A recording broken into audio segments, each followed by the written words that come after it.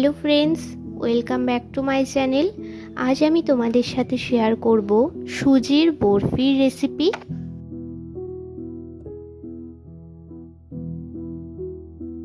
তো সুজির বরফি বানানোর জন্য সবার প্রথমে এখানে যে উপকরণগুলি লাগবে সেগুলো আমি নিয়ে নিয়েছি।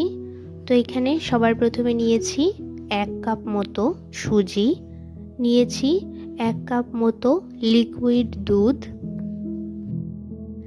নিয়েছি পরিমাণ মতো গুঁড়ো দুধ, আর নিয়েছি পরিমাণ মতো ঘি, আর এখানে নিয়েছি কাজু বাদাম কুচি ও সব শেষে উপরে সাজানোর জন্য নিয়েছি কয়েকটি গোটা কিশমিশ। তো এখানে গ্যাসে একটি পাত্র গরম করে নিয়েছি, এর মধ্যে দিয়ে দেব 2 চামচের মতো ঘি।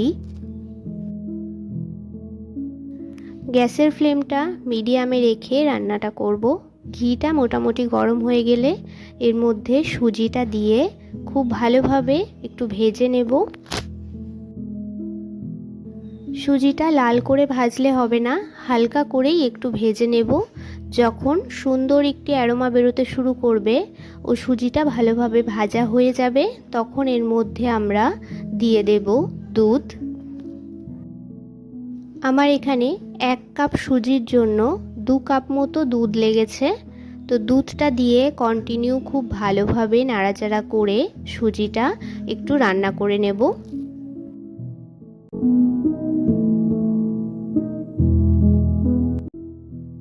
তো দুধটা দিয়ে খুব ভালোভাবে এটি রান্না করে নিয়েছি। দুধটা যখন মোটামুটি শুকিয়ে যাবে এর মধ্যে তখন দিয়ে দেব পরিমাণ মতো চিনি। আমি এখানে 1/2 কাপ মতো চিনি ব্যবহার করেছি। তোমরা যেরকম মিষ্টি পছন্দ করো সেই মাপে চিনিটা ব্যবহার করবে।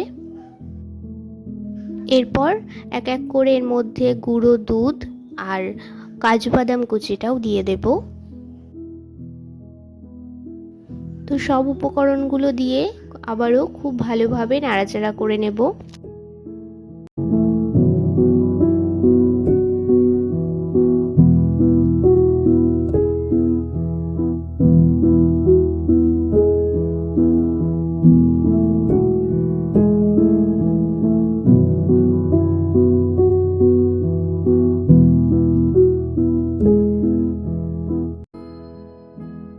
কিছুক্ষণ নাড়াচাড়া করার পরে চিনিটা যখন খুব ভালোভাবে গলে যাবে তখন এর মধ্যে স্বাদটা ব্যালেন্স করার জন্য সামান্য একটু নুন আর 1 চামচের মতো ঘি দিয়ে আরও কিছুক্ষণ নাড়াচাড়া করে যখন একটু ঘন হয়ে আসবে তখন এটা আমরা নামিয়ে নেব।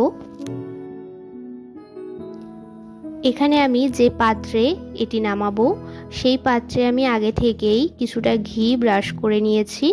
এবার এর মধ্যে আমরা সুজিটা নামিয়ে নেব।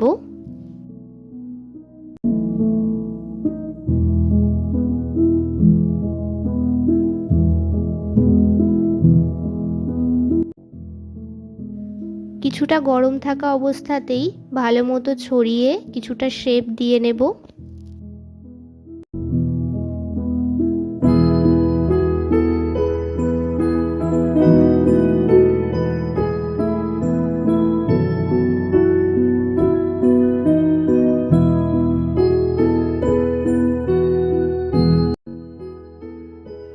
তো এখানে সুজিটা মোটামুটি সেট করতে বসিয়ে দিয়েছি।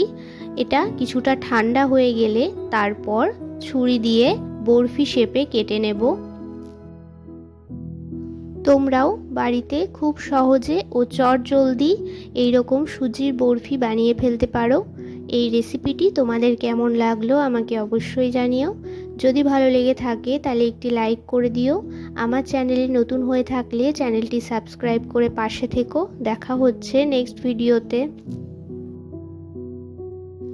তো সব শেষে বরফির ওপরে একটি করে কিশমিশ দিয়ে দিচ্ছি। ব্যাস, এইভাবেই তৈরি হয়ে গেল আমাদের সুজির বরফির রেসিপি।